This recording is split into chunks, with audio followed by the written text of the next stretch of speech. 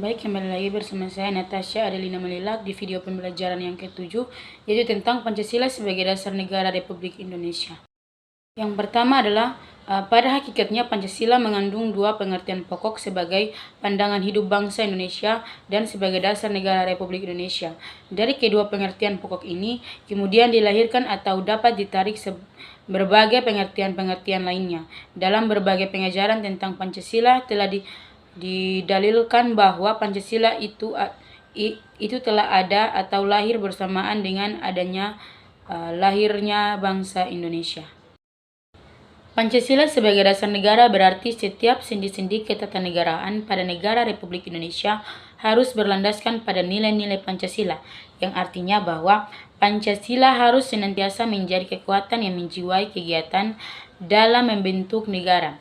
Konsep Pancasila sebagai dasar negara dianjurkan oleh Insinyur Soekarno dalam pidatonya pada hari terakhir sidang pertama BPUPKI tanggal 1 Juni 1945, yang isinya untuk menjadikan Pancasila sebagai dasar negara, falsafah negara atau filosofis Groundslag pada negara Indonesia merdeka.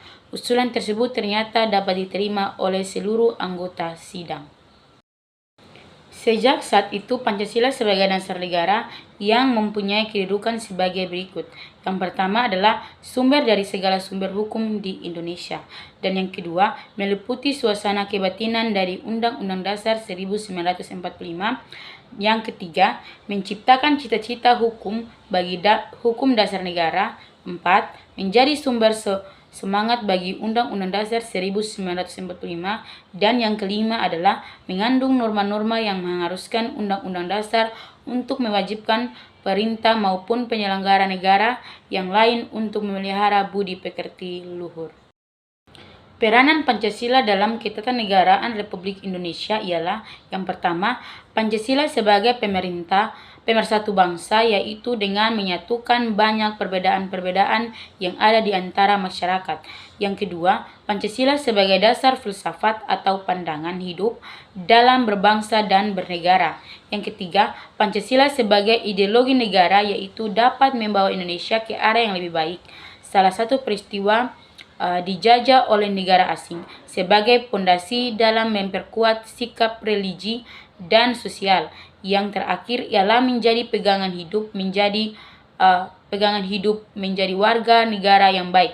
Yang keempat, Pancasila sebagai dasar negara, yaitu menjadi sumber dari segala hukum yang ada. Yang kelima, Pancasila menjadi identitas bangsa Indonesia. Dari pernyataan di atas dapat disimpulkan bahwa sila-sila Pancasila itu tidak statis, akan tetapi dinamis, dengan gerakan-gerakannya yang pasif dan serasi, karena ketatanegaraan akan selalu berkaitan dengan tata negara. Karena tata bangsa merupakan pengatur kehidupan bernegara yang menyangkut sifat, bentuk, tugas negara, dan pemerintahannya. Karena banyak peristiwa-peristiwa penting yang terjadi, yaitu seperti krisis-krisis yang menimpa bangsa-bangsa dan negara. Sebagai reaksi terhadap gejolak kehidupan bangsa tampak menonjol satu atau beberapa sila saja.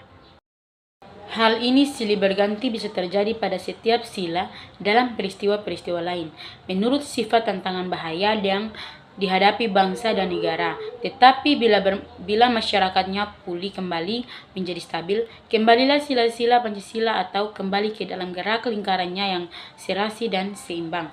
Dari kalimat di atas telah diketahui bahwa Pancasila sangat berperan untuk keutuhan negara. Dengan kelima sila tersebut, kehidupan masyarakat akan lebih terarah. Baik, sekian video pembelajaran yang ke-7 dari saya. Terima kasih.